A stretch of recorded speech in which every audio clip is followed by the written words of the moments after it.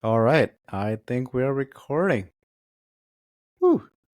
Welcome. Today we will discuss Peter Attia's book Outlive and Chapter 9, Alzheimer's and the neurodegenerative disease. I had to look that up because I forgot. That's a joke. I've used this joke before.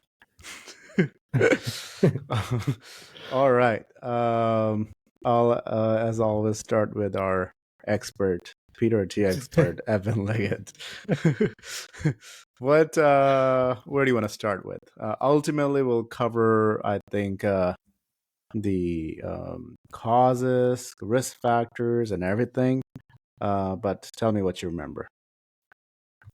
Well, he starts the chapter off talking about his friend Stephanie and how she was found to have the APOE E4 allele, a double variant, at both spots. And so he kind of uses that as a way to go into the chapter.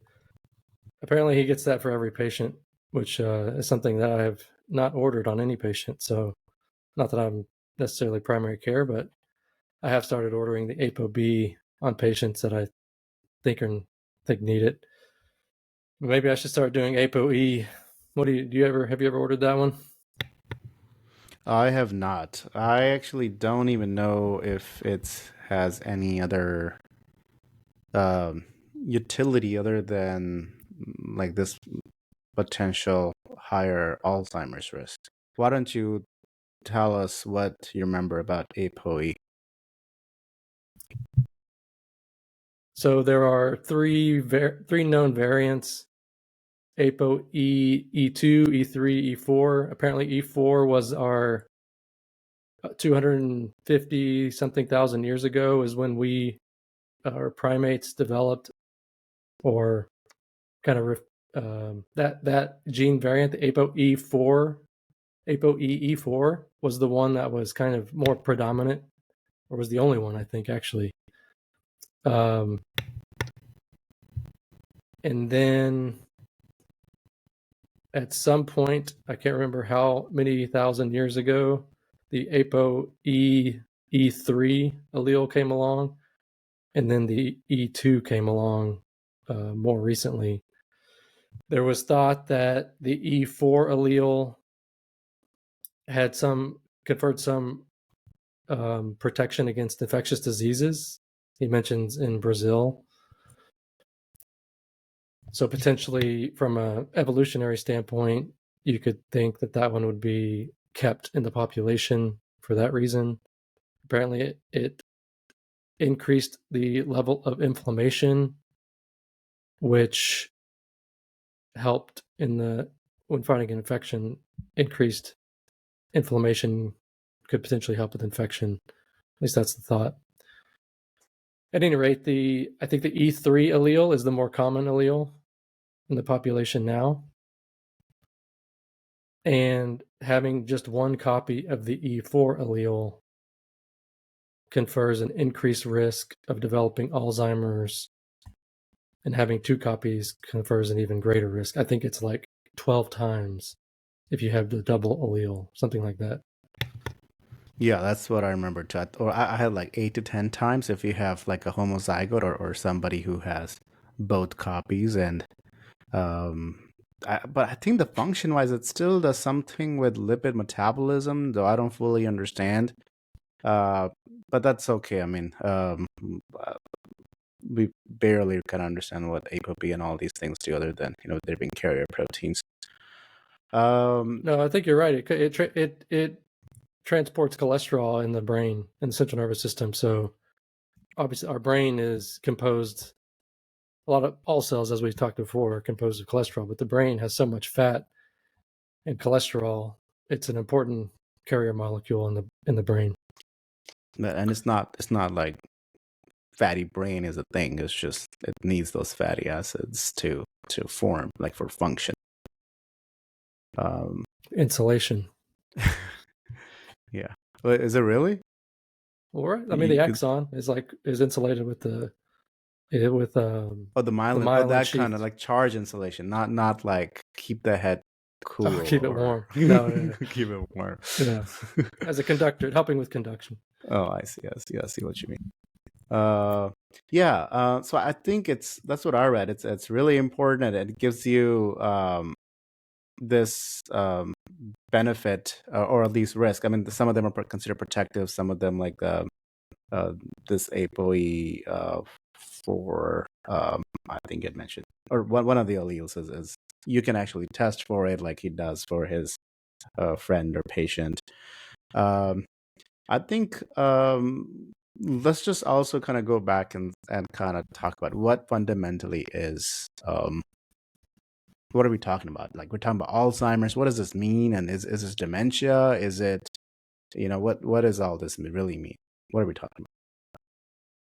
Right. Yeah, I guess we got ahead of ourselves. So there are different forms of neurodegeneration, Alzheimer's being the most predominant, at least in the United States. I think he says 2 million people. Maybe that's wrong. Anyways, it is the more predominant form of dementia in the United States. Other forms include Lewy body dementia such as Parkinson's or Lewy body dementia. And what is dementia? So dementia is you can define it clinically as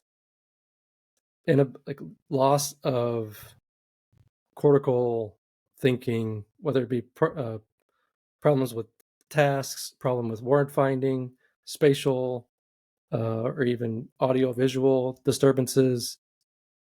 Underneath it all, I believe they all have some level of neurodegeneration, so neurons that are dying, loss of brain cells, actually, which can be picked up in later stages on MRIs. So it's a loss of functioning, and for us, we're talking about higher level or cortical function, right? I mean, if you were to lose midbrain function, then maybe you would have, I don't even know if that exists as far as neurodegeneration, but when we're talking about dementia, because you lose parts of your brain that are dealing with executive functioning, for example, you start to perform tasks differently. And so that's the way I think about it. Yeah, and I think I largely agree as well. And I think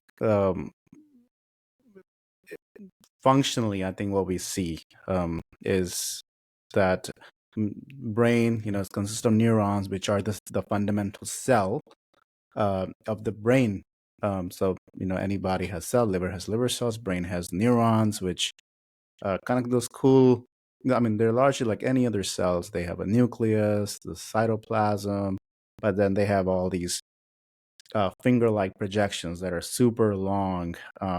They can, connect the top of your head. I mean, the brain part that's here. So some of these neurons are so long they'll go all the way. It'll be the single cell that stretches from the cortex, which is kind of the biggest part of the brain that makes you human, and it will go all the way to the spine where the next connection is. And the neurons will talk. One neuron will talk to the second neuron, and it's incredible. Neurons can be some of the longest cells in the human body, and that's because they have such weird structure. They have, they need more building blocks, proteins, transport proteins, lipids, and we don't fully understand how a single neuron works, and how collection of them turn this incredible human brain that can do this elevated abstract level thinking and think about, I don't know what Einstein did, relativity and whatnot. I mean, just abstractions over abstractions, and now we can create AI, which we're trying to model the human brain to do all that. But ultimately, like any wear and tear, that these cells can degrade and die, and whenever that happens, you notice that the function they were serving, the job they were doing, you start to see cracks in it. And in this case, this is thinking. At least that's one part of the job, and that's what you'd mentioned. A couple subtypes of dementia, but just for basic people, I mean, when you can't think straight, or memory recall seems to be something we observe because it affects society and families and relationships when your grandma can't recognize your face and doesn't know who you are. I mean, that hits you hard, other than, well, yeah, grandma used to be able to do calculus and now she can't. I mean, that is also a part of dementia, but it's not as obvious. So ultimately, we're talking about this death of neurons.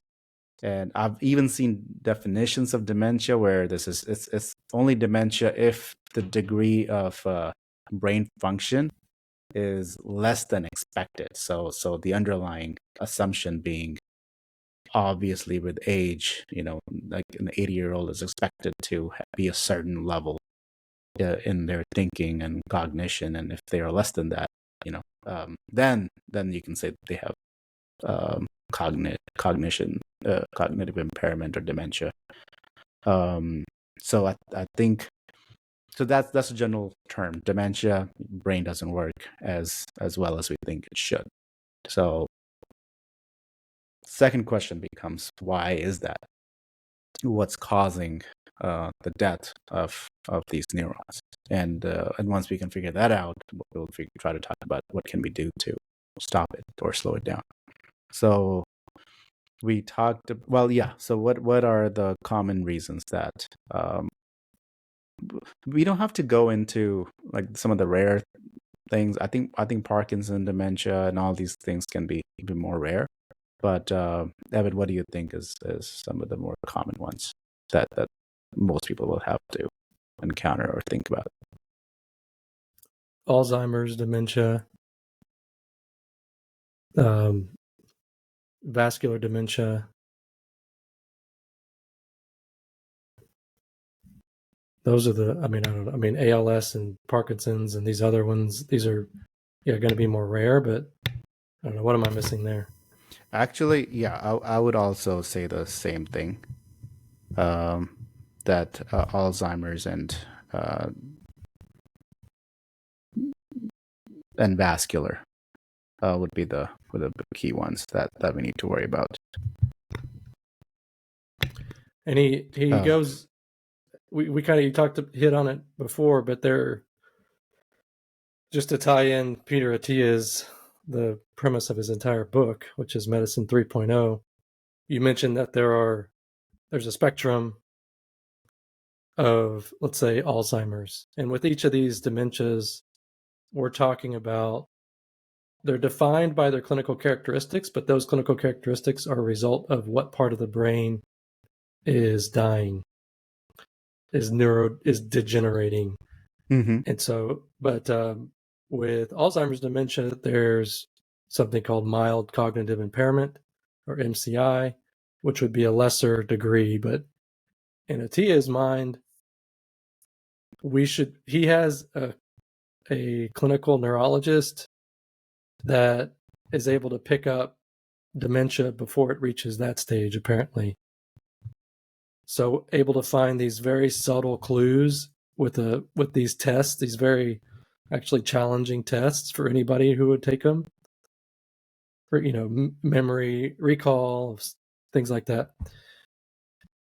So in his mind, Medicine 3.0, we should all be doing things right now to ward off dementia, even if you don't have mild cognitive impairment. And definitely, we don't have a cure for Alzheimer's.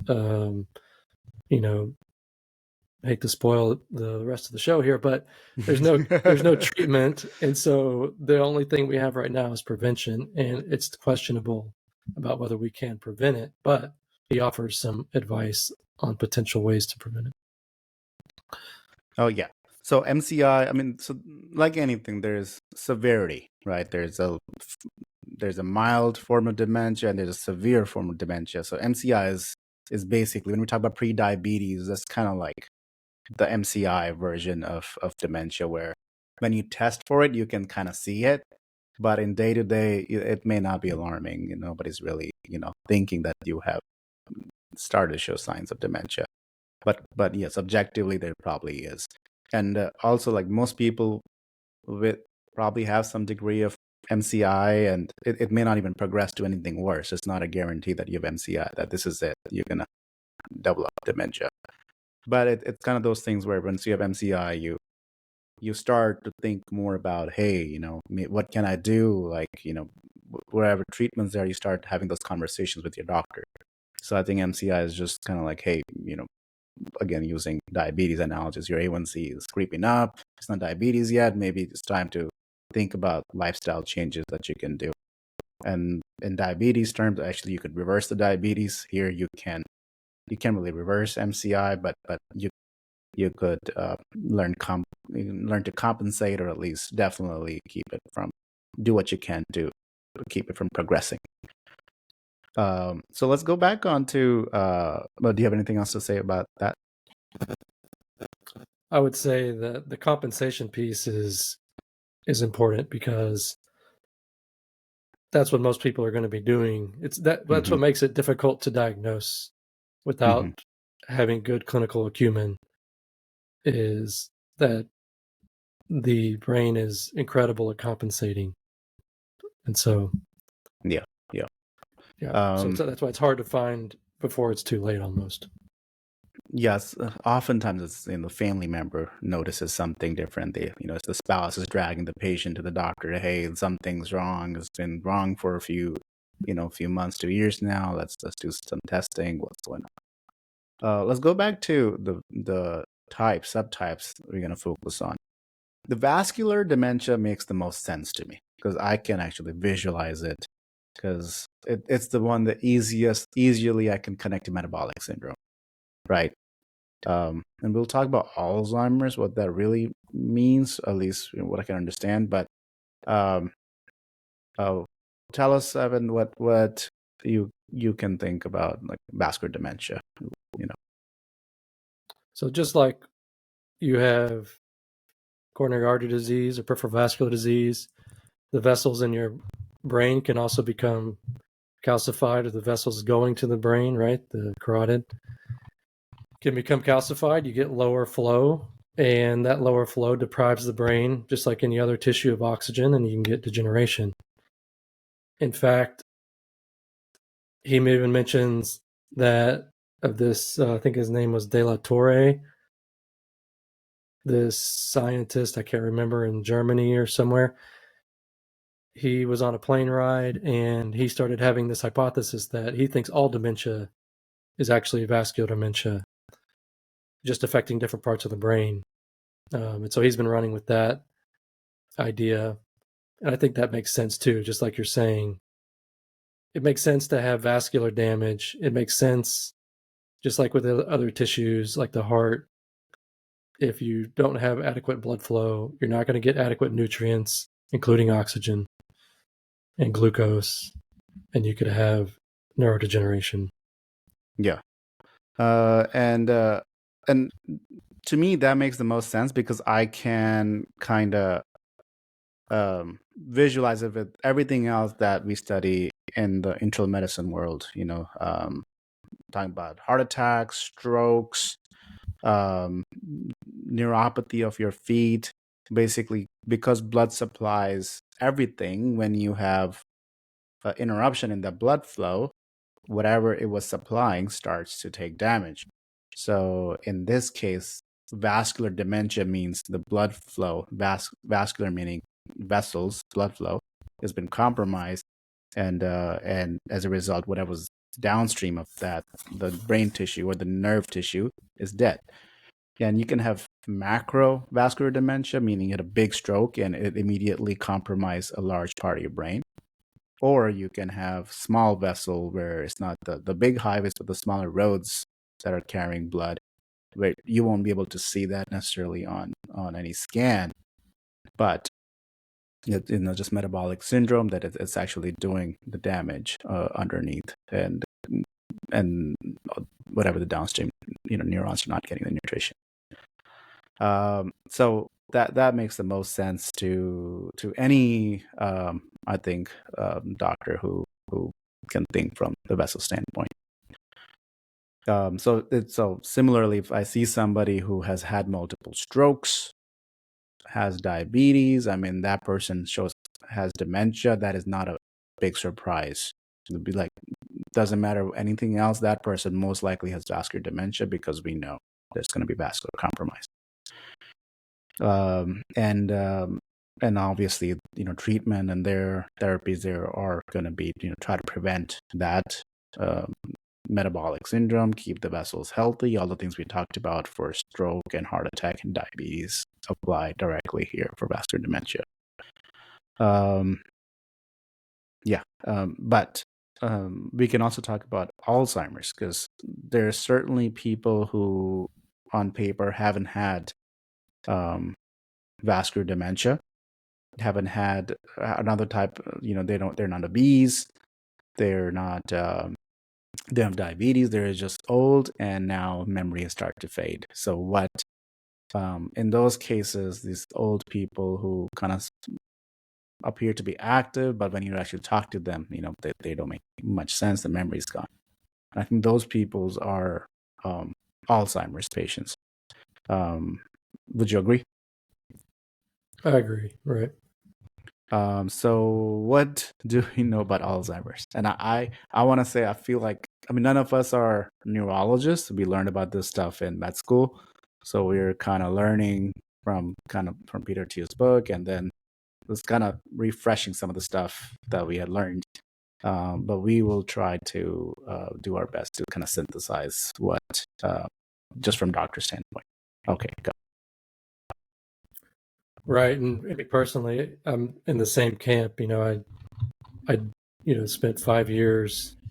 We definitely, in residency, I spent 5 years not dealing with dementia per se. I mean, certainly, tons of people. We do trauma, so lots of traumatic brain injury, but it's different. And I did take, before I went to medical school, I did take a good class in neurodegenerative diseases.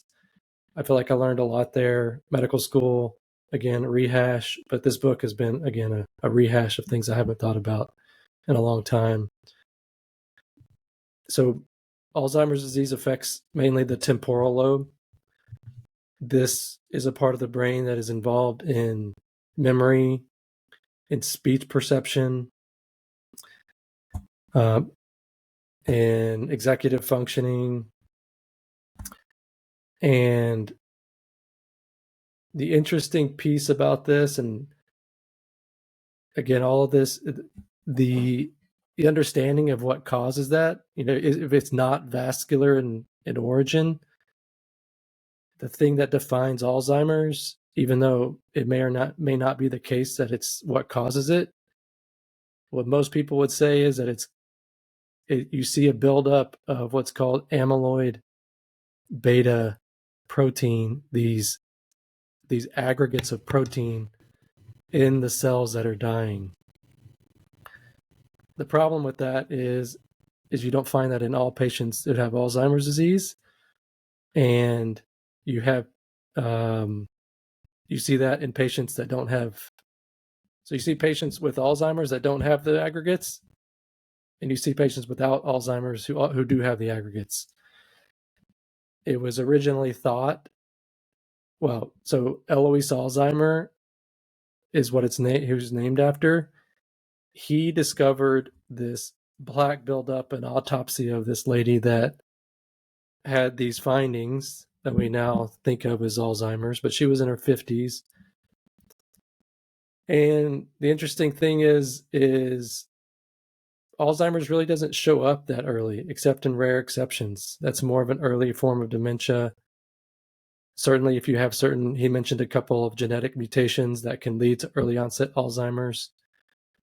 But one point he's making in the book is that what we thought of as Alzheimer's before is probably a spectrum of diseases related to neurodegeneration in that area of the brain. At the end of the day, you do have the temporal lobe is generally affected in Alzheimer's disease.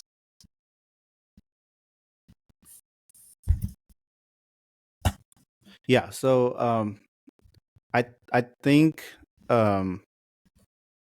there's a chance. I mean, there's a chance that the scientist you had quoted, that Peter Attia spoke, that he thinks that all dementia is ultimately vascular in origin. I think there's a chance that that thesis is accurate. Hard to prove, because microvascular disease in a live person, especially in the brain, I don't know how you prove that. But if it were to be true and they did figure out a way to prove that, I would not be surprised. But assume that it is not a vascular etiology. So then we can think about what's damaging these neurons if they have adequate blood supply. My point of view is, I think it's already a miracle, like the human body works the way it works. I mean, all these different organs working, pretty well for decades after decade, 60 plus years. So I think it's certainly possible that some part of the neuronal structure, we talked about how neurons can be very complicated. They have these kind of dendrites and like the structure of the neuron where the position is important. They need to be close to other neurons just so they can communicate effectively and do what the brain does. I can imagine that after 60 plus years of life, that there is just breakdown, and this is just normal wear and tear for some people, where the blood supply is adequate, but the proteins, because the tau protein and that sometimes are also implicit, are part of the structure of the neuron. There's an internal protein transport mechanism, so it's just part of all that, and it can be faulty, and I don't know why it's faulty. It could be genetic, maybe the APOE part is the cause, but there's a lot we don't know, but we really think, and it's still a hypothesis, we think there's structural problems, and we have evidence that abnormal proteins start to build up, but again, we don't know if the abnormal protein that's starting to build up is causing the decline in brain function, or it's building up because something else is happening that's causing decline in brain function and also making the protein go up. So we don't know if it's correlation or it's the causation. So it's still, I think, a problem that the doctors and scientists don't fully understand, but obviously there's a lot of research going on. And there's a lot of, recently they've been working on therapies to kind of target these proteins, with the fact that they think, the hypothesis, again, these are just so many theories, that if you could target it with an antibody that's been specifically trained to just go after these proteins that start to, bundle up, and then the immune system can get rid of them, maybe you can slow down, if not reverse, part of this dementia. I think there've been, every few years I hear about this miracle dementia drug, and then it kind of whistles away. It doesn't really come into fruition. And we will talk about what therapies we have. So my basic Alzheimer's thing is that I think it is considered, of all dementia patients, considered the most common cause. It may be vascular in nature, or it may just be primarily a structural issue, with the breakdown of the neuron cell, and we see that there is some abnormal protein buildup in the brain of people who have dementia, and that's pretty much about it. And like you said, I think there are different subtypes of dementia, and I think I agree that it's probably what region of the brain is involved, and that's probably the key distinction. If it's the thinking part, then you have the thinking. If the memory part is involved, you have the memory loss, and if the movement area, then you see abnormal movement, rigidity, and then you also can go into Parkinson's. People can have Parkinson dementia, so it may start in the movement area and then progress into the cognition or thinking area. So I think that's probably the deepest we need to go into what is dementia, and I think those are probably the most two subtypes. Actually, there's another subtype I want to talk about, which is the traumatic dementia, because I think people can relate to that. So, especially people who are playing like football or boxing, and you see like decades later or maybe immediately after, just from this hitting their head, you can kind of visualize, this to be obvious, why that kind of just tackling or playing boxing will cause damage to the brain. It's like concussion after concussion. So it may just be that blunt trauma to the cognitive part of the brain can cause, have cognitive problem and give you dementia. So that's CT, and that's easy to prevent. I think that's probably the easiest dementia to prevent if not having dementia is a high priority for you. What do you think? Yeah, agreed. I don't know. You're talking about chronic traumatic encephalopathy. Yeah, CTE. Which I think it's a type of a dementia. I mean, because I don't think it's reversible. Is it reversible? Not that I know. I don't know much about it, to be honest. Other than like concussion protocols have helped in that regard. To okay, I think it should be. It's a neurodegenerative disorder in my book, just because, and I think I know the mechanism of action that's causing the neural damage. So I would put that in the same bucket, hands down. I don't know what the Neurological Society agrees or not, but I think it certainly fits in there. Yeah, makes sense. So yeah. So CTE. That's what. Yeah, I couldn't remember the acronym. CTE. Yeah. So that's good. I'm just kind of going over my notes. So we talked about causes and risk factor. Again, what's the biggest risk factor? We talked about the APOE. That could be a risk factor that I think if you do some sort of genetic testing, you could probably figure out. But by far, the biggest risk factor is going to be age for most people. As you get older and older, I think it like doubles after 65, by like every 10 years or so, the amount of people have dementia. Again, I mean, it should be like, that should be common sense. Just I think wear and tear thesis kind of works there. Let's jump into symptoms and diagnosis. What can we talk about there? I would say one thing back. Oh yeah, please. Just as a fun fact, he says the brain makes up 2% of the body weight of most individuals, roughly, and it accounts for 20% of energy utilization, glucose utilization. So it's overwhelmingly a highly energetic organ, and it will be the last organ to go, in a sense. And the body will essentially break down. When your glucose runs out, the liver will break down fats to make ketone bodies. And if your fat runs out, it will break down your proteins to give you energy. So it's kind of amazing to think how greedy an organ it is and how important it is, It's a high priority organ, let's just say that. High priority. It's going to sacrifice other things to make sure it gets what it needs. But it kind of feeds into the vascular hypothesis. If you're diminishing blood flow, microvascular disease, diminishing blood flow to certain parts of the brain. I would also, it's not insulin dependent glucose transport. It's insulin independent glucose transport. There's no insulin in the brain. So anyways, I think that's cool. And it emphasizes the importance of how energetically needy it is and kind of powerful it is. Anyways.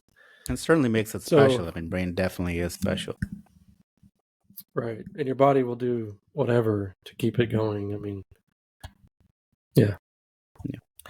So you said, what was the question? What is how do you diagnose it? What are the symptoms for dementia for most people? So from what I know, the diagnosis is made, again, oftentimes brought to the clinician's attention by a family member, but there are tests that I don't remember the name of the tests, but that's fine. They're mocha. I think like, they're a couple quiz type things. Right. You're basically drawing clocks and doing recall of words. And I think Trump didn't he do the hamburger banana clock? What he had like 5 words that he would say. He was like, "See, I remembered him." 30 minutes later, Oh, it really? was some I don't remember this. televised news thing where he remembered some words 30 minutes later or something. So that would be a part of like a test for memory. Yeah, they tried to Essentially, do different. Yeah. Go ahead. I would say like you're testing testing their memory, you're testing their speech, and their, I guess, audio perception, I think. And people tend to, I think, write smaller. Like with They tend to Parkinson, I have. think. I think even in Alzheimer's, they'll Oh, really? write Okay. smaller. Okay. Yeah, I mean, Alzheimer's, you have like the cogwheel rigidity, I think, right? The movement problems with Parkinson's, which is also the clock thing, and like visually, like I mean, there's a lot of execution in drawing a clock, a symmetric clock, and obviously cognitive. I think they will also like reverse subtraction, like dividing 7 or subtracting 7 from 100. I think some of the tests will use that kind of where it takes a lot of cognition to be able to do exercises like that. Right, 7 multiple times, do 7 from 100. Yeah. Which so it's basically, I mean, it's not a lab test, it's not an imaging test. It's basically, here's like, I mean, you're back in grade school. Here's a paper with questions. They may give you a time limit and try to solve them the best you can, and each of them have a score, and then they'll give you based on how you do. They will give you a category of, you have dementia, you have severe, mild, moderate, that kind of thing. So yeah, so that's the way. And I think there are obviously things that are more organic, as in the sense that it's not just there may be a tumor in the brain, or you may have had a stroke. So I mean, there's some imaging. You may have low vitamin B12, or your thyroid may be off. So there's some of these easy to reverse things that can mimic dementia, or can give you an obvious reason why there may be a decline. So obviously the first thing to do is kind of rule those out. They're easy to rule out with basic imaging and basic lab work. But if all those things come back negative and you still have a person who can't think or remember correctly, and they should be able to, then you're dealing with somebody who has dementia. Right, and he goes over, or he mentions in his patients that he sends for this battery of tests. Again, trying to find people with very early signs of dementia. Do you remember any of these tests? I don't remember the name of the test. Like the APOE is like one example that, or I guess that's more of a risk factor. Okay. Yeah, he's talking about with his neurologist. Like he has a neurologist on staff, apparently. Okay. So they're just doing aggressive screening, basically, as they were trying to accomplish. Right. Subtle things that you or I would not pick up because we don't do this every day. Okay. That just and difficult tests. I mean, imagine just do the 100 minus 7 yourself, right? It's not fun to do, like multiple times, right? Yeah. I mean, some people are better than others, but that doing that for 2 hours or an hour or whatever it is that they're doing this, he said universally the patients come back and they're just like, man, that sucked. I mean, so I've tried doing these tests during like residency and medical school during like neurology blocks. They're surprisingly, I mean, I have paused at couple, especially recall. I can never get the order of things correct, and then I'll look like, is this just me? Like, what? Like, do I need to go like see somebody? Do I need to be scanned? And then I think that's fine. I think they're designed to everybody score 100. Provides a good opportunity to tell you, like, I think you need to see someone. This is an intervention. No, but I think is like, if you have struggle in one area, that I think the other one you can make up by being really good looking, like I am, or Yeah, right, exactly. Where's that on the test? I don't see, come on. Or just by making, you can draw a clock really well. You can just perform next, execute somewhere else. So it's not an easy test even for someone in their mid-20s to 30s. Right. All right. Next, so I think that kind of covers symptoms and diagnosis. And even like someone has dementia, you can't really screen. Like you can scan their brain and be like, oh, I see dementia. You can see, oh, their brain looks a little smaller than I would have expected. They may have dementia, which I think tends to be correct. But also, I think we know older people, as people age, the brain starts to shrink. There is some volume loss. So that's why I don't. It's not a for sure sign that this is a bad thing. So really, there is really no way to just scan somebody and declare them to have dementia. So that's why you need these kind of testing, the paper kind of testing, the quiz type testing. And not everybody will do it. I think it's best done by people who routinely do it. It could be a primary care doctor who routinely does it, or a neurologist who routinely does it. And that's typically people will send a patient to a neurologist. So I've definitely worked with primary care doctors who do it, especially in the geriatric center. Like they see old people all the time, so that becomes part of their center practice.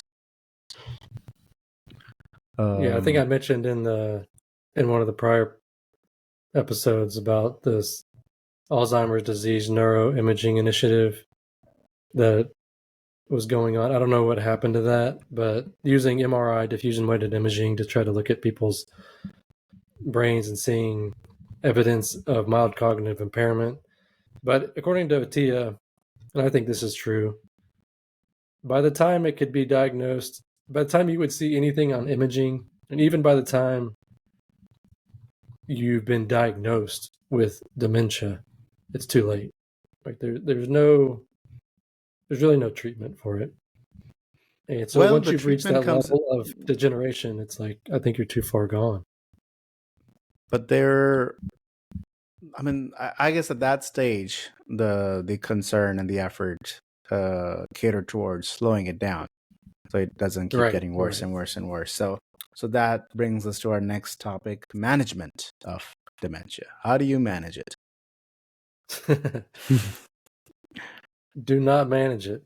I mean, I don't have. Yeah, I don't. This is not part of my practice. Yeah, that's true. So I'll talk about what is done. And again, I see patients. I see a lot of older patients. That may be my specialty, just by how many old people I see. But there are some drugs. I mean, we'll talk about some drugs, but a lot of the management is non-drug based. Let me say that, and that's because we really don't have great drugs for dementia. So a lot of management is, keeping them, first of all, creating an environment where you can prevent harm. You're avoiding falls, because when you have dementia, the brain may think you're much younger, much fitter than you really are. So you have to do all the kind of things that the patient can do excellent harm to themselves. Avoid tripping hazards, make the home safe, you know, maybe use like track their phone if it's your family member. I mean, obviously, like get, I guess, consent, but if you're a family member, like know where they are, these kind of emergency type things. If they happen to be driving, think about, should they be driving? So I mean, because a lot of harm can come into them, them not realizing where they are, being in traffic. I mean, they can certainly lead to bad outcomes. So that's one way to manage is behavioral, and then also keeping them engaged. They were like watching, this before. I think it used to be game shows, Price is Right, or Jeopardy. I think those kind of engaging TV shows or programming is actually helpful to keep things from progressing. and also social engagements, community. You don't want to avoid isolation, and you want to avoid too much change. Like, don't make them move when they're all like where they're living. Think twice about nursing home, because that can mean adjust every time there's a change in scenery. It can be a big downgrade for them. And we see that patient with that likely have the MCI, the mild version of dementia, that doesn't show up. Always shows up when they come to the hospital and they can't sleep well. They're getting woken up at odd times for lab work, and there are loud noises. The IV line is beeping. It's when all this going on and the sleep is compromised. Then you really see the dementia come out, the confusion, delirium that builds on. So I think just creating a comfortable environment is basically, I think, the best thing you can do to manage dementia. Then there are therapies. Then drugs, you will see Memantine, which is brand name Nameda, donepezil. They're the two kind of classic drugs, and they have a lot of trials that show statistical benefit. So I think that's the key word, is statistical benefit. On paper, there's absolutely a benefit, and these trials are done, I think, with a large group of people. But especially medicine doctors who deal with it day to day, there's a large cohort, large group of us that think these medicines are not doing as much benefit as is being claimed. And one of the drugs, donepezil, is an anticholinergic, which we don't need to go into, but the class of drug is actually sometimes considered to be contraindicated, as in we discourage use of medications like this, especially in the elderly, because it can cause a lot of side effects: dryness, heart rate slowing down. So that one causes a decrease in acetylcholine. I thought isn't there one that causes an increase in acetylcholine? Or am I thinking wrong? It is increase in acetylcholine. It's anticholinergic, I think esterase, so I think it stops. It's like a double negative thing. Gotcha. So it forces an increase in which is one of the neurotransmitters. But ultimately, I saw somewhere the number needed to harm a patient is I mean, we talk about number needed to treat. In medicine, there's a concept of, every time we talk about drug, we say how many people we need to give this drug to have one person get some benefit from it. And that's pretty common. Normal people outside of healthcare may think, if I get a medication, I'm going to benefit directly. Unfortunately, a lot of our drugs are not that great. We like, even for heart attacks, statins, aspirin, like these basic things that we know we prescribe because we actually think we're saving lives. The benefit, if you give it to 100 people, maybe 30 or 40 will actually benefit. We just don't know which ones. So it's more of a population strategy that if we don't adopt this practice of prescribing, we know, these are a large, like millions of people will have bad outcomes if we don't prescribe them to larger populations. So that's what we're talking about, number needed to treat, where we give it to a large amount of people and a significant subset will benefit. The reverse is, you give a drug to 100 people, maybe 30 actually get harmed in one way or another. So that's number needed to harm, and like I said, some of these drugs can cause harm just because of the side effects that can happen. And in this case, we're talking about diarrhea, heart slowing down, and also like some of these patients, at least the patients I see, a common concern is also they're taking too much medication. I mean, we're adding 2 medications just for dementia that have questionable benefit. They may be taking heart medications, diabetes, blood pressure, the men in prostate medications to make sure they're peeing okay. So another reason I personally try to demedicate patients is because of that polypharmacy, or taking too many pills. Because what happens, first of all, the pills may interact with each other that we don't really know, but we know that they're probably interactions. And it's easy for doctors to prescribe more medications. It's so much harder to remove medication. And the other thing is the patients, in our society, patients still live by themselves, especially elderly people, and they take care of each other. And so, but they may be getting confused. I've seen, the couple living together. One of them is caring for both of them, but both of them are gotten older, and they're not able to keep up. But it's embarrassing, so they don't really bring it up, and they're mismanaging things, which can get very dangerous. And the worst is when their elderly couple, one passes away, and now you have a single person who now doesn't have the social aspect, so they're actually not able to compensate, and they're actually much worse, but nobody's picked up on it, and they're still managing things because part of them is a fear of losing independence too. So now they're in much worse position where they could be actually, taking too much of a certain medication or not taking the inconsistency becomes very scary. So the right thing to do would be to try to remove as many medications as possible, simplify their life, focus more on the social aspects of their health, bring back the community, and that would be the right thing to do. But the bottom line from my standpoint, there really isn't that much good treatment other than just providing support from societal standpoint. He mentions building, kind of going along with what you said, building cognitive reserve, building motor reserve.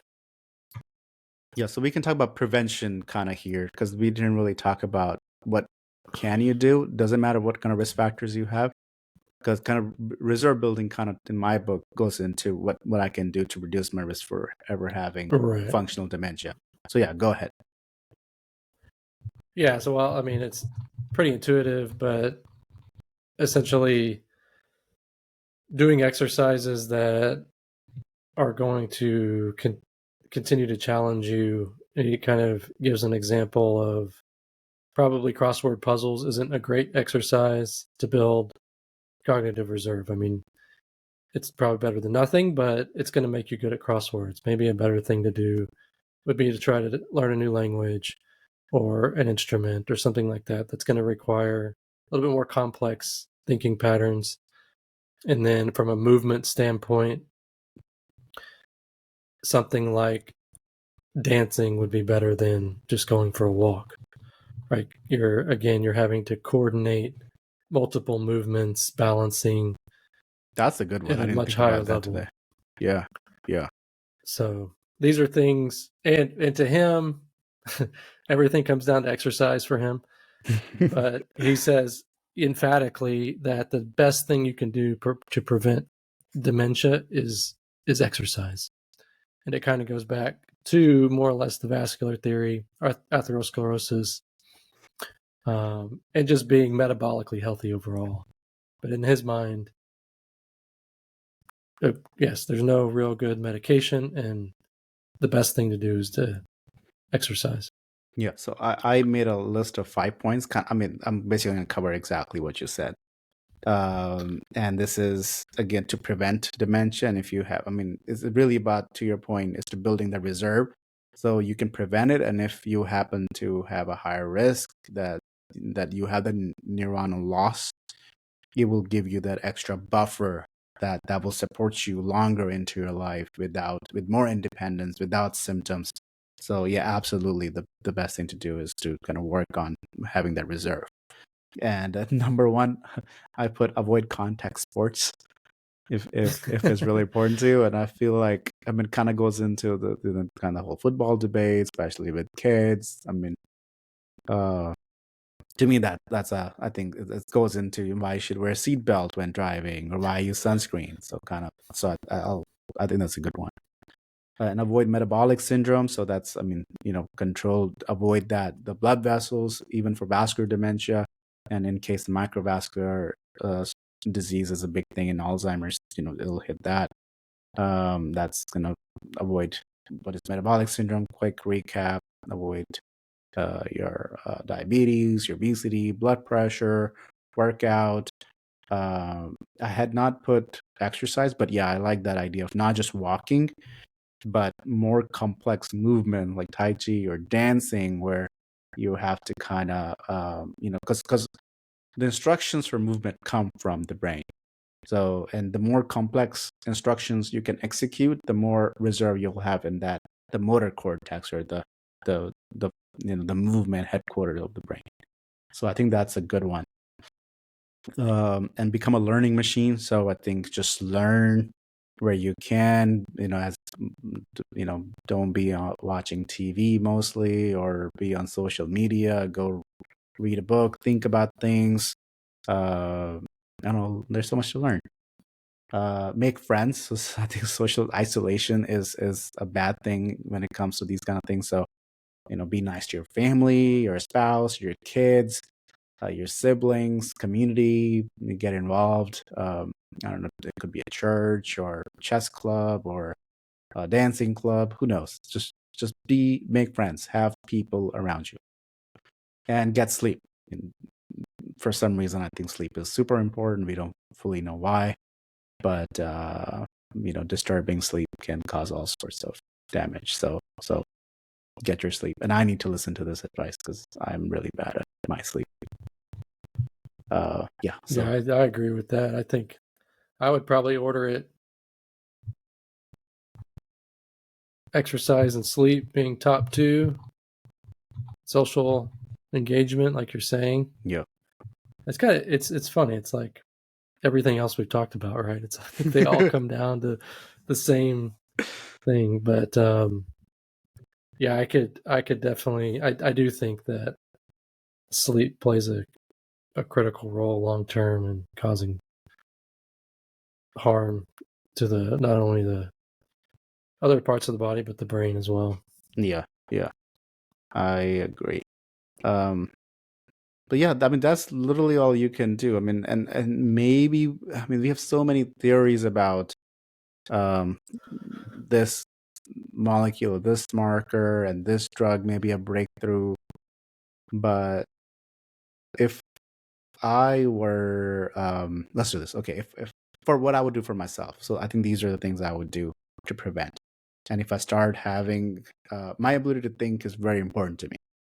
So I am very paranoid. I think if I have dementia one day, that would be a big decrease in my quality of life, because I love my ability to think. Knowing that, I don't think I would jump to the therapies we have today. Now, tomorrow we could have a huge breakthrough, and I'm certainly I have a high certainty and hope that in the next 50 years we will have big breakthroughs in this field, and we'll have much better medications and treatment options. But that I wouldn't do anything beyond those kind of 4 or 5 things that sound generally healthy. So I think, but that should help people. It's not like I'm trying to hide these drugs are great. I'm not talking about supplements. We didn't talk about any supplements. There's so many supplements out there touting brain health or become smarter. And I mean, I don't have a reason to think that any supplement being sold today is actually going to make a difference. What do you think? What would you do, Evan, or what would you do for your parents? What advice would you give them? I would give them that advice, your list of things. In fact, I talked to my dad today. He's like mid-70s, And he's a still doctor. working. He's a primary care physician. I said, oh, because I thought he was going to retire this year in July. Yeah. I was like, oh, so you're retiring? He's like, well, I don't know. I think I'm going to do it another year. He's like, I don't know what I'm going to do. What am I going to do with my life if I'm not working? I think he's a little scared financially, just like he's probably fine. But anyways, yeah. I'm like, to a certain degree, I don't disagree with working because it challenges him, Yeah. he only works a few days a week, and he has to sit with patients and think through problems, and so I think that's good. I think it's a good thing for him. I think for a lot of people, I mean, just having some sense of purpose, and not just purpose. I mean, like having a job because there is a saying like you die when you stop working, and work doesn't have to be work that's paying you. Work is when you stop using your brain, and like the worst thing you can do when you retire is kind of become the sedentary person who just watches TV, because now the decline has started. And the only way to fight it is, I mean, a good retirement, because I think about what my retirement looks like in the future. Hopefully, it will be I cut back from maybe being a doctor, but I continue pursuing hobbies, maybe take up really gardening, because that's like, I feel like the squatting aspect, just like being hands-on, being in nature, kind of relaxing, that sounds very appealing to me. I'm sure at that point, maybe I'll wearing VR headset and talking to you or our friends, trying to discuss topics. That's just like the ideal thing I could be doing, is talking to people and remaining engaged. But yeah, just play Farmville. I think that you can do gardening now. That's true. I don't know if that's a thing anymore. I think that was like a Facebook game from like 10 years ago.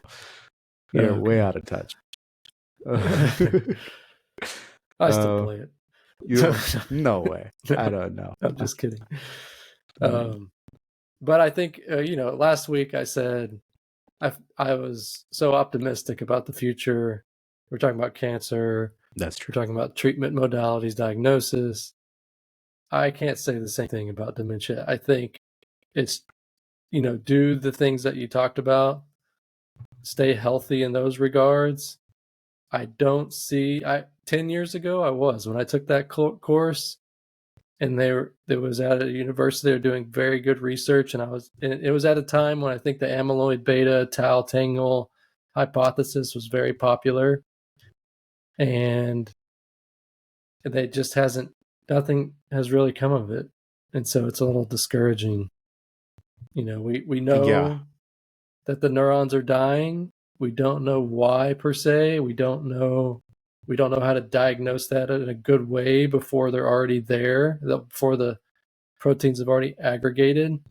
There's not a good, we're not going to be doing spinal taps. And even if that does show something, we're not going to be doing that on everybody. Imaging's not quite there. And so I don't have a lot of hope that within the next 10 to 15 years, there's going to be some big breakthrough, but maybe. I agree. I mean, yeah, I think that you said it perfectly, because cancer, we already have a really good framework to accomplish a lot of progress in cancer world. Yeah, we don't have that in neurology, especially in this. I think even our hypotheses, and there are a lot of companies trying to work on drugs. There's nothing, and I don't have a good framework that I feel is going to be a good jump and a good progress made. But I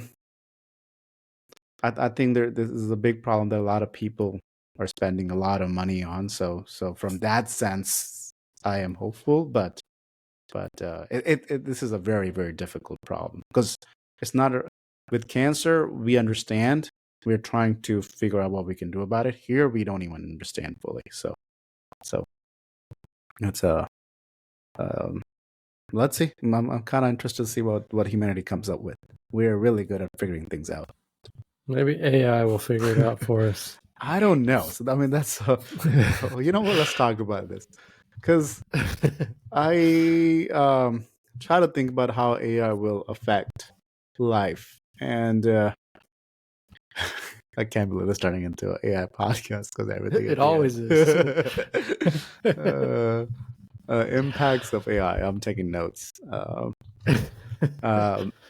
Because, well, how do you think AI will affect dementia? We'll start there. I have not thought of this. Okay, I'll tell you mine. Just off the top of my head. Okay, go ahead. Well, top of my head too, but I think it'll be a negative. I think it's gonna make people more reliant. I feel like it's gonna decrease our ability to have those reserves. I may be incorrect, but I feel like I mess around with the AI models so much that it's so easy to have this agent, and we're at such an early stage. I feel like in 5 years we're gonna have models that can do so much thinking. That maybe the good thing is maybe when you have dementia, you don't. It's not a bad thing because you can have a system that'll think for you. So maybe from that point, it'll give you a lot of support.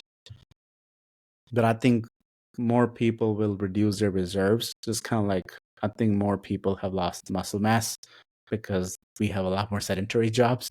I think more people will lose neuronal mass because there'll be less to think about in the future to manage things. I think at least that's my fear, and I'll try to be mindful to not have that happen to me. Yeah. Thoughts? I was going to say that supporting whatever it can do to support your thought process. But does the Neuralink have any AI built into it, or is it just mainly like it more of a physical thing where it determines It where can you're trying certainly to be. fire? It can certainly be added. I don't. More. The hardest thing there is not the AI. The hardest thing is to develop a brain electronic interface where certain things can be manipulated. Um, anything can have AI at this point. It's just a matter of. That's the easy part, but the hardest part is how do you talk and control and manipulate the brain of a live person without doing damage. That's the hard part that they're trying to solve. But once you Right. have that, you can try to study it and try to see what value you can add using AI. Though I say bad things about AI. The good things can be it can give you someone to who can you could train an AI model to keep you engaged and try to teach you things, recall and kind of make you work, and maybe feel if you don't have community because all your friends are dead. It can try to fill those companionship roles possibly.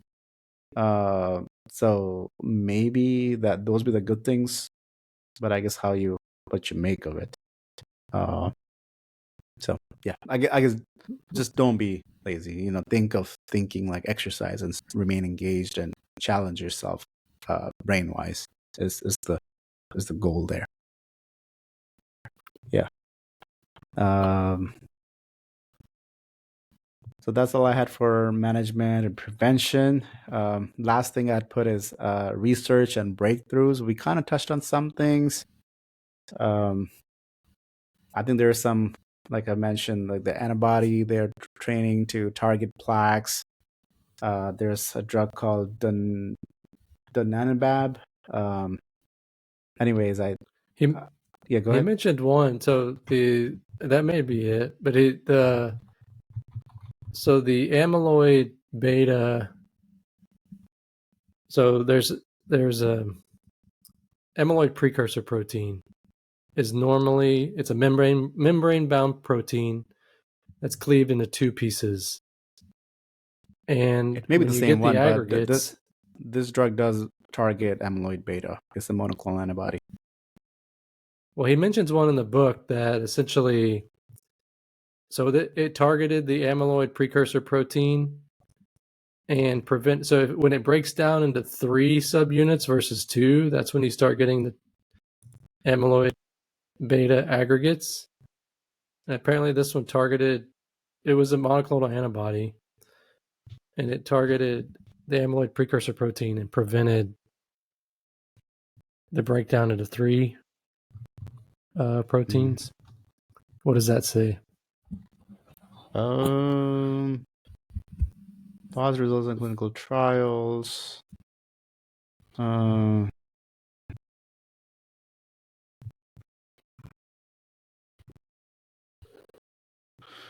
A recent improvement in amyloid imaging technology have linked the access of amyloid beta peptide outside the cells with development of Alzheimer's disease. The overproduction of amyloid beta peptide creates a plaque in certain parts of the brain, disrupting neurotransmission.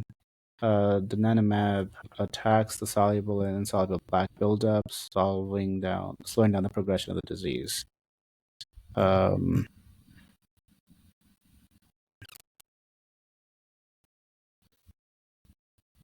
I guess there are a couple of these kind of antibodies now being developed. So I'm not sure the one you're talking So about. what is that one? The new one that I opened up. Which one are you talking about? The That one donanemab? there. Yeah. What is it? Yeah. So I think it just targets the amyloid beta peptide. I don't know if it's a precursor, but the trial was called like Trailblazers ALS. And they found that there was actually a significant reduction in progression at 1 year. So that's what they found, about 18% reduction in progression at 1 year. I don't know how significant that is. And what happens after 5 years is something that's just temporarily slowing down and then speeds back up. So those kind of things. I have not seen. I don't even know if it's like FDA approved. I think it's still in trials. So a lot of these things tend to not pass. I don't think we have had a big drug pass. Yeah, the one he mentioned in the book did not show a difference. That it did work in what it was supposed to do, but it did not show a decrease in incidence of Alzheimer's. Oh, I see. Yeah. So this one that I mentioned, I think it's as of March 2024, FDA is reviewing it for safety and efficacy. So it's like, I think it's going to be a slow. So that's why I've seen some doctors become very excited, so much so that they'll follow the stock of the company, the pharma company, and that. But it's always like it just doesn't pan out. But maybe this time will be different. Who knows? It's just a very difficult problem to solve. Very difficult problem. Right. All right. Well, that's all I think we need to talk about for dementia or Alzheimer's. Are there any other topics you want to talk about in news? I had this here. I'll see if I can share screen.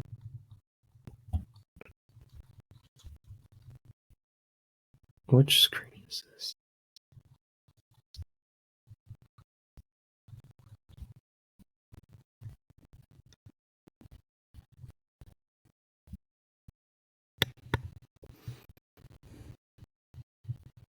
This is an article. All right. Where is this?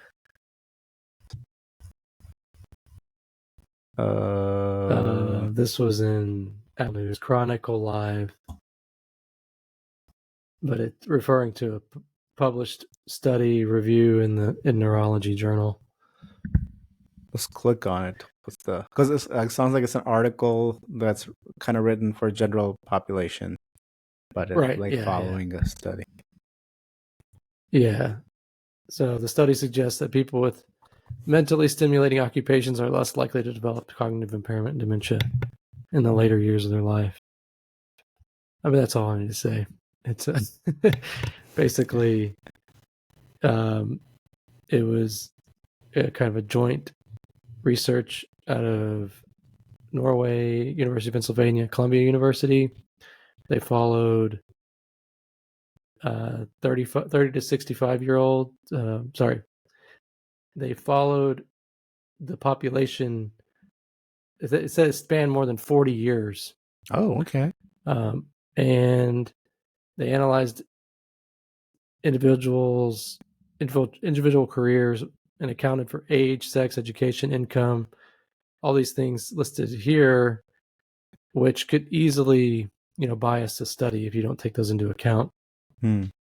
Also accommodated for income, lifestyle, gender, education, as mentioned, but basically found that individuals engaged in cognitively stimulating occupations during midlife exhibited a lower risk of MCI and dementia beyond the age of 70.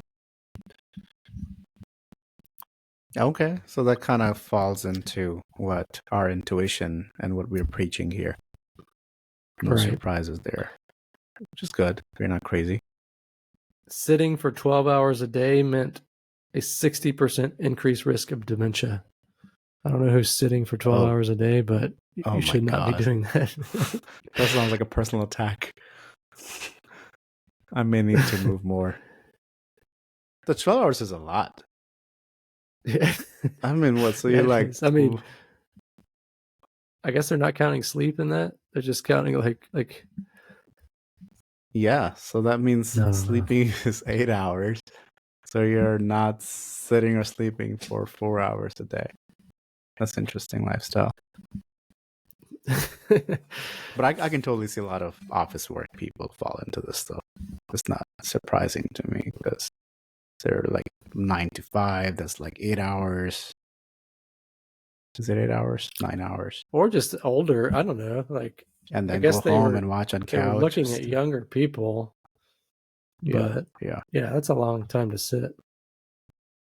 Um, But yeah, that's I'm all I trying got. to see. I've been kind of looking at a completely different topic. Uh, Looking at What's Medicare stock? spending on healthcare. I guess we could talk about it. Yeah. I'll show you. I made a little Excel thing. Um, Healthcare spending. Let's see. And this is pure out of interest. I'm trying to not get dementia, so Doing here, what this you is can. related. I'm trying to figure things out what I can do to not get dementia. So, the situation here is the USA healthcare um, is very expensive, and the U.S. government. This is just the U.S. government data. Spend about, this is in billions, so $4.5 trillion.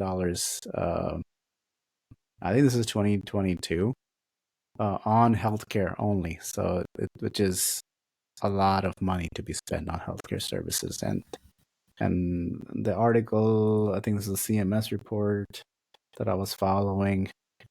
But ultimately, hospital care is like 31%. So we spend basically a trillion and a half on hospital related things, and that doesn't include like the hospital bills.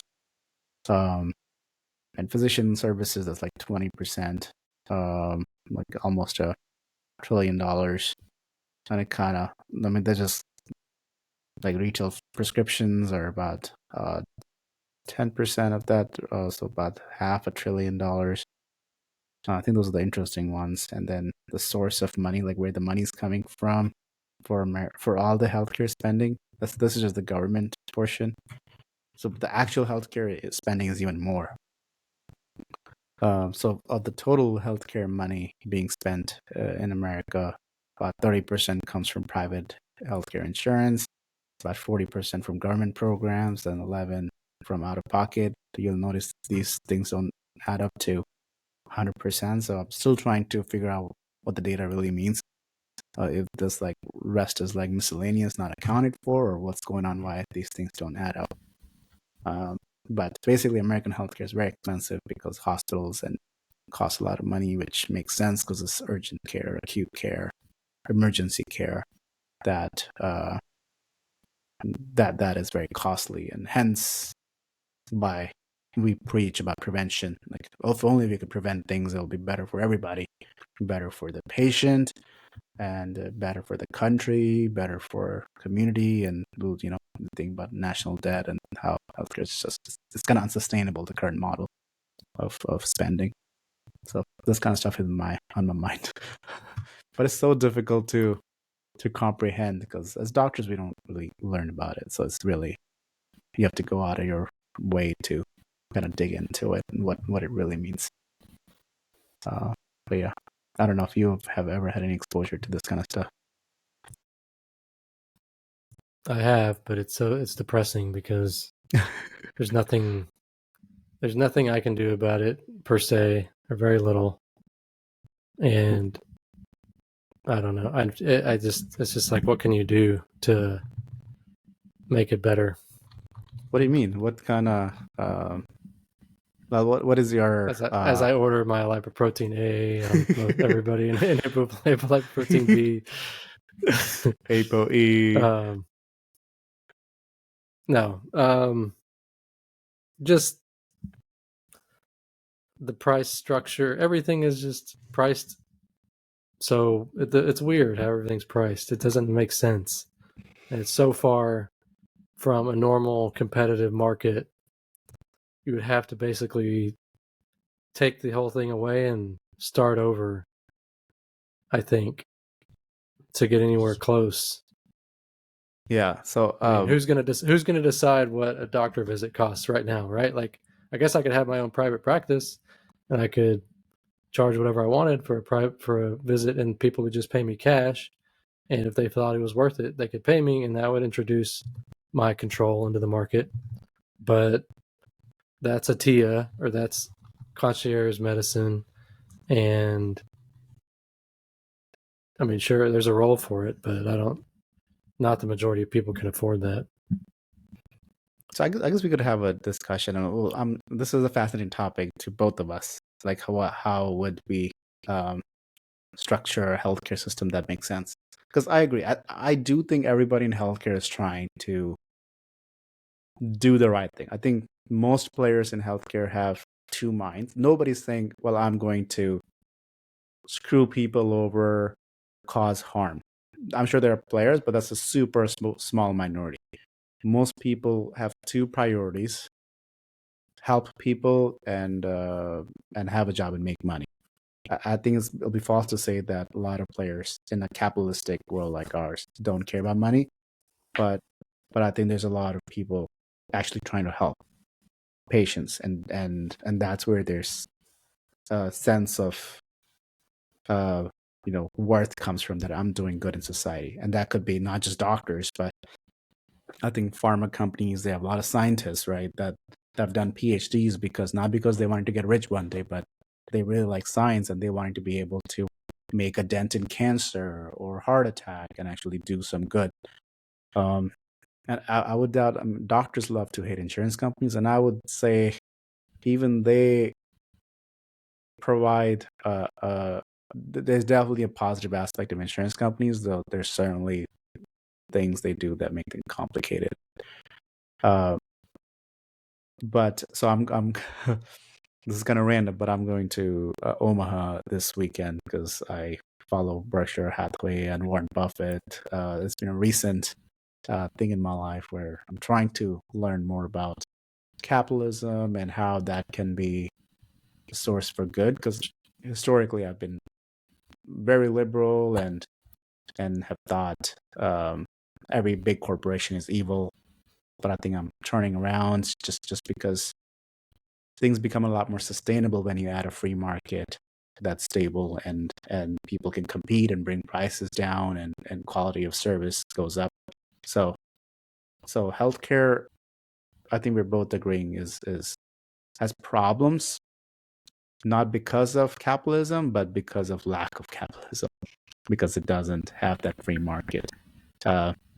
There are a lot of reasons, because this is always this is an industry that always falls in gray zone, and I'm realizing every country struggles with this. So every country has a choice to either allocate a lot of resources for their population, their citizens, or have a cutoff saying we're just going to spend this much money, and we'll decide who gets to, what the wait times are in our clinic. Especially the socialistic society, the government will create a system where at least the free clinics, there'll be a huge wait list, but I'm sure rich people can figure out, pay extra privately and get seen. Where in America, compared to the rest of the world, we have much quicker turnaround time. You can go to the ER and get seen pretty quickly compared to the rest of the world. So there are those good aspects, but it just costs so much, and there's nothing. We don't know where to make a dent, and only entity that's doing, I think, work to actually bring it down, the cost is actually the government, the CMS, Central of Medicare Services. I don't know what it stands for. Services, yeah. So okay, so they manage like Medicare mostly, and then also I think Medicaid funding that gets complicated. The states are involved. But there's a if it wasn't for CMS, this government office, I don't think we would have electronic healthcare records because I think they created incentives to push. They tied money to it, and it's interesting how hospitals and healthcare systems typically are a low margin business. There's not a lot of money to be made, at least in hospitals. But obviously, there are certain things that do make a lot of money. Insurance companies, we can look at United Healthcare stock prices just as outperformed Apple over the past 10 years. The prices in healthcare are always above inflation, like much above inflation for some reason. So there's definitely a lot of and I've spent maybe a year now trying to understand healthcare finances and how to, because there are a lot of network effects like insurance, doctors, hospitals. They're all kind of trying to negotiate heavily with each other, and then for some reason there are a lot of players in the middle between the patient and the doctor.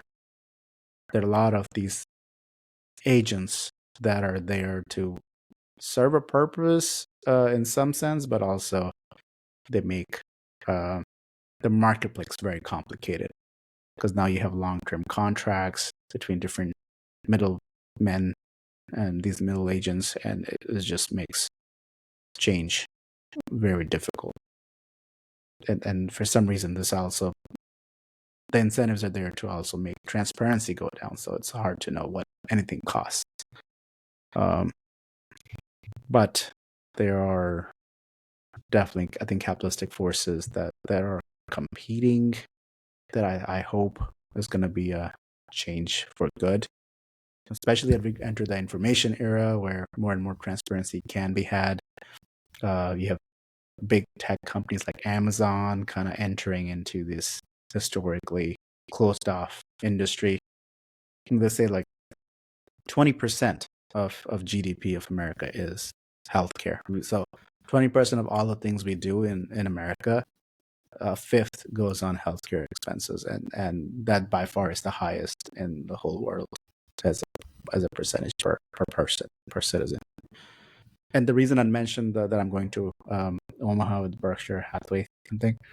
So Warren Buffett had mentioned that 20%, like he thinks of healthcare as a tapeworm on American society because it drains so many resources away from other things we could be doing.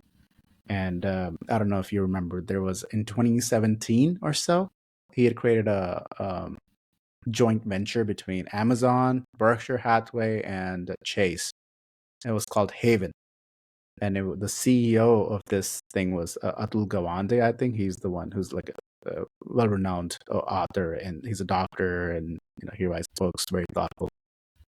And the goal was to have like these different sectors, like Amazon, which does a lot of retail, AWS, logistics, and the Berkshire Hathaway that does insurance, doesn't do medical insurance, but does a lot of insurance, has a lot of employees, so it has that kind of incentive. And Chase, backbone of American capitalism. So if you could get all these three, they can figure out how to navigate this, but they had to dissolve it because it just and the CEO had a lot of cachet in the medical society. So if he took the company a certain direction, people would have listened to him. But it was a complete failure just because it's a lot of people in healthcare make a lot of money in the status quo. So and they are well respected people, like boards of hospitals, insurance companies. They're community leaders, and it's just every time you try to make a change, it's kind of like a NIMBY situation. Why here? I think the reason this cannot change, and the reason we don't have nuclear energy, I think there's similarities. It's like everyone wants the right thing to happen, but they just don't want the system to start where they are. They want it to start with the other guy. At least that's my take. I don't know. Do you have anything to add? Not anything insightful, really. I don't think. I think it's interesting. Go ahead. I'd say I like the fact that we're innovative.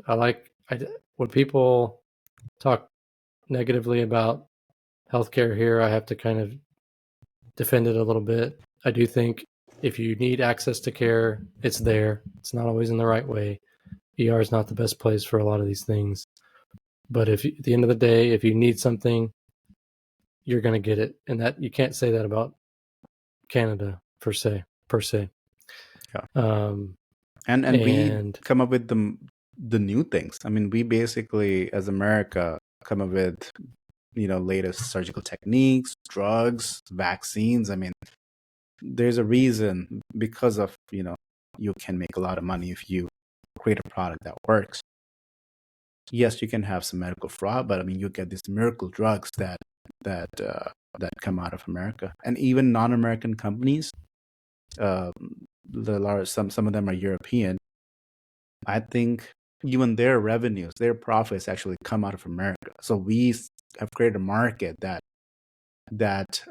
basically funds global research and development for all of humanity because America exists and has a capitalistic, somewhat free market economy in healthcare, where people know that if they develop something that actually works, that America is a place they can actually make money, and their drug won't be nationalized. There won't be stupid bureaucracy that gets in the way. So they are definitely positives. I mean, like the Da Vinci, like robot. I mean, all these things are created because we create incentive and we reward people who create incredible tools and progress. But yeah, so I think I'll continue my journey of trying to understand American healthcare. I think it'll be a long road, but we can. I think our healthcare system is very good at medicine 2.0. Yeah. I'll say that. Treating acute things, treating problems now, but there are really no incentives to. Yeah, so I think where you can be rewarded for delivering a fee, and the services that solve emergencies are considered more worthy of those fees and procedures. So I think we have created a system that really rewards sickness and doesn't reward prevention as much.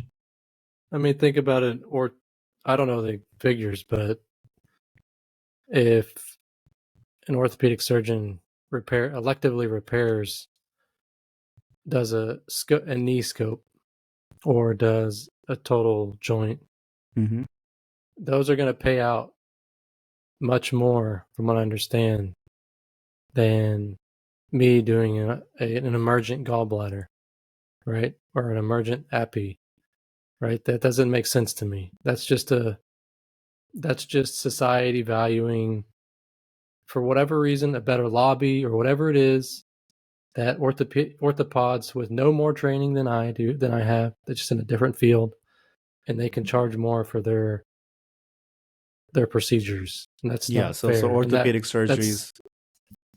For things that are elective, right? Those are a lot of those things are elective.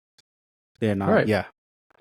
And just for audience, I mean, they're basically doing arthritis kind of surgeries. People who have arthritis in their hip or knee, that's like probably 80% of what an orthopedic surgeon would do.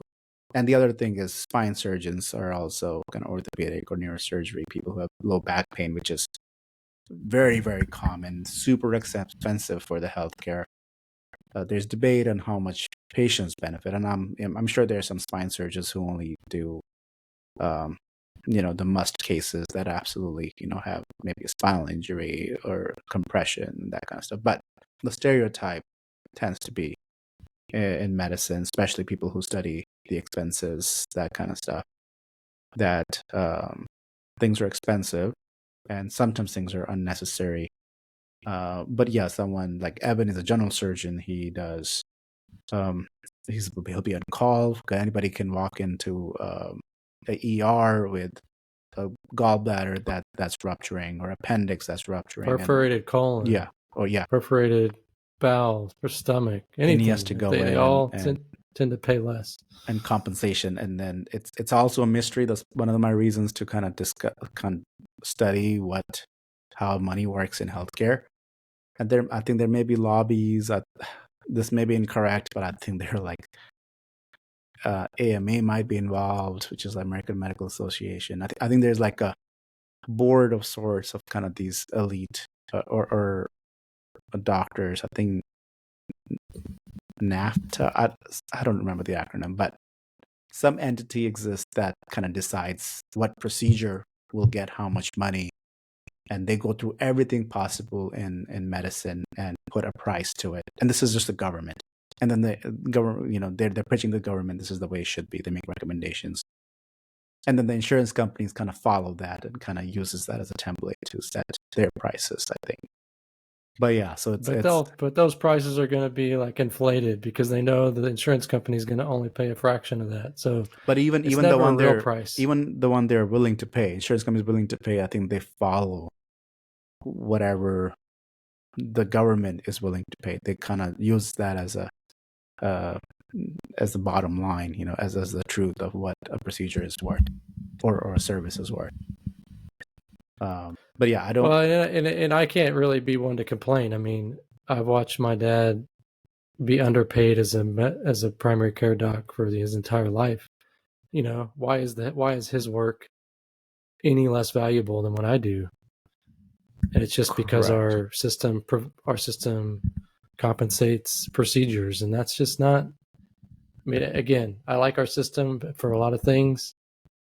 I feel like, again, if you have an acute problem, we're going to take care of it no matter who you are.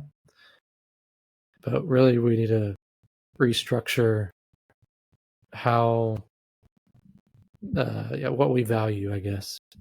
And I think the other, I mean, yeah, and I think every other industry have benefited from like globalization, AI, immigration. Ultimately, prices have gone down for a lot of industries, especially like IT and computers and silicon. Right, prices go down as innovations happen. Food prices go down with globalization because we have supply chains. We have, we have, instead of doing everything in one place, we have been able to capitalize on lower cost things in different parts of the globe. And sometimes that's been a problem, like with pandemic when the supply chains get disrupted. But there are only few things like houses and healthcare. I feel like the cost only goes up. Like there's never enough innovation to bring prices down, which is the reason I like how capitalism is, because it has the ability to bring prices down for things. But it's been difficult. I would love for like in 20 years a hip surgery. The surgeons become so efficient that the hip surgery that takes, I don't know, $40,000, and I don't know if this is accurate, can be done for, I don't know, $500, if that's even possible. But I don't know if it needs to have more technology in it or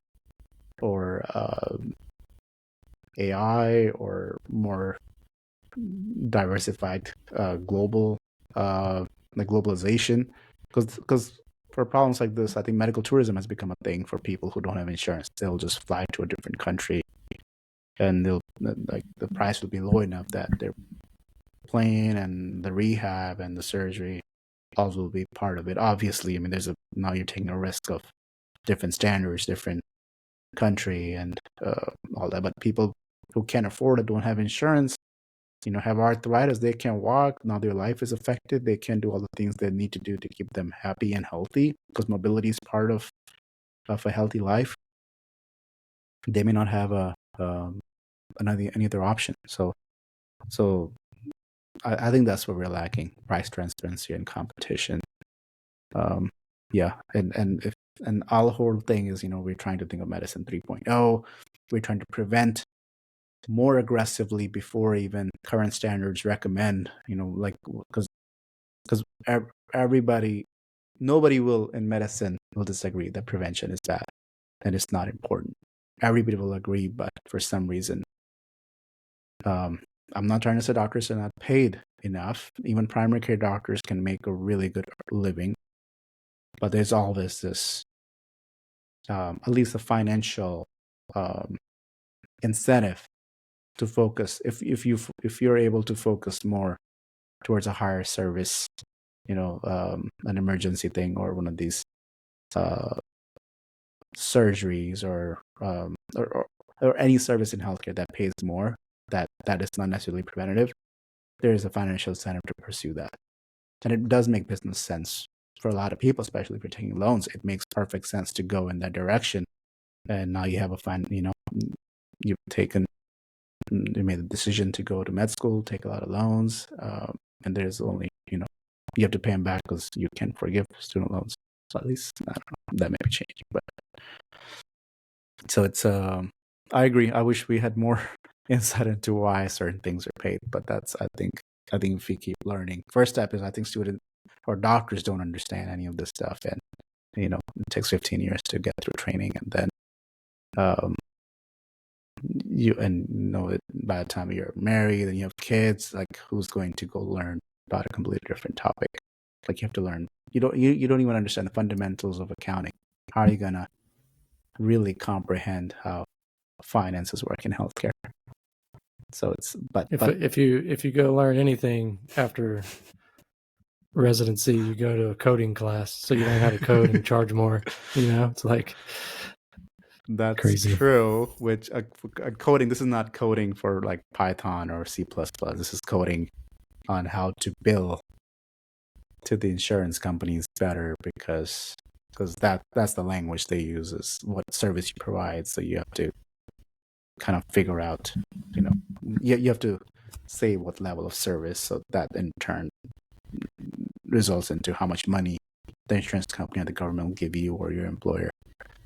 So it's really important in healthcare to capture the right code, or to make sure, especially if you have a hospital system or practice that is struggling, because it can be a very low margin, low profit industry, especially in primary care. I mean, that's where these things are even more important, and can cause burnout, and you see people not want to go into being a doctor, because a lot of doctors today, I don't think will want to send their kids to be doctors, especially in primary care. I don't know, maybe people who are making a lot of money, they're in the fields that are very lucrative, may disagree, but yeah. So more to come on healthcare finances, if that's of interest to anybody. But I'll continue my learning. There's some really good sources, especially with the internet. I've been able to find some good YouTube channels, blogs. So it's not as, it was intimidating when I first started out, but now I think it's starting to click. I mean, to think about it, it's all about, really revenue, how much money something will generate for the hospital system, or even for the insurance company, and where the expenses are. And I'm very, very excited to see how AI will be part of this. So, and today I'm at a level, because I'm so obsessed with these AI models, that I can certainly see it do a lot of my job, though. That may be just my excitement, but I can certainly, because a lot of my job turns into using my reasoning to read what is written and write what my thinking is. Obviously, there's understanding and talking to the patient, but I think if these reasoning engines that are language based are so important, so good at all these different domains that they were never really trained on, I think this is like a genie that's come out of the bottle, that's gonna be transformational for a lot of industries, including healthcare. So very, Yeah. very excited to see what the future brings. All right. Shall we end there? All right. Yeah, let's do it. All right. I think we had some some technological challenges. We're trying a new platform. We're using Google. Now we're using this Riverside thing. So hopefully things will turn out. But we like to tinker. Yeah, sorry if there's the person upstairs is bumping some music. I don't know if that's coming through on the mic, but I don't hear anything. All right. Can you We'll end hear it it? here. Okay. No, I don't hear any music. All Okay. right. Goodbye, folks. That's all. What is that? What's the Bugs Bunny thing? That's all, folks. That's all, folks. Yeah. That's all, folks.